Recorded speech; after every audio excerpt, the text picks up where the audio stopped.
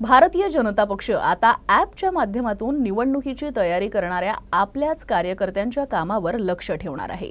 उपमुख्यमंत्री देवेंद्र फडणवीस यांच्या नागपूर दक्षिण पश्चिम विधानसभा मतदारसंघातल्या कार्यालयात बीजेपी विंग्स या इलेक्शन स्ट्रॅटेजिक प्लॅनिंग ॲपचा शुभारंभ करण्यात आला। विशेष म्हणजे या ॲपचा वापर गुजरात आणि गोवा राज्याच्या निवडणुकीत करण्यात आला होता। भाजप संपूर्ण महाराष्ट्रात हा प्रयोग राबवणार असून त्याची सुरुवात या लोकसभा निवडणुकीपासून करणार आहे।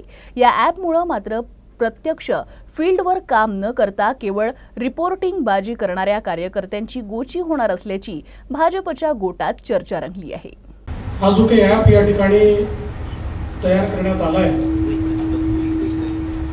याचा पहिला प्रयोग आम्ही गोव्याच्या निवडणुकीमध्ये केला होता आणि प्रचंड यश आम्हाला गोव्याच्या निवडणुकीमध्ये या ॲपच्या माध्यमातून प्राप्त झालं। त्यानंतर डॉक्टर गिलानींना मी विनंती केली होती की संपूर्ण महाराष्ट्राकरता तुम्ही सगळा डेटा तयार करून हा ॲप तयार करा। त्याप्रमाणे त्यांनी तो ॲप तयार केला आहे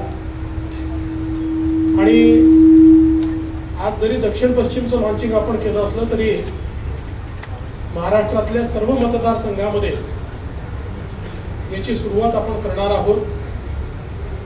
लवकरच डॉक्टर गिलानी पुन्हा येतील आणि सगळ्यांचं ट्रेनिंग घेतील, कारण नुसता ॲप देऊन चालणार नाही, प्रत्येकाला त्याचं ट्रेनिंग द्यावं लागेल।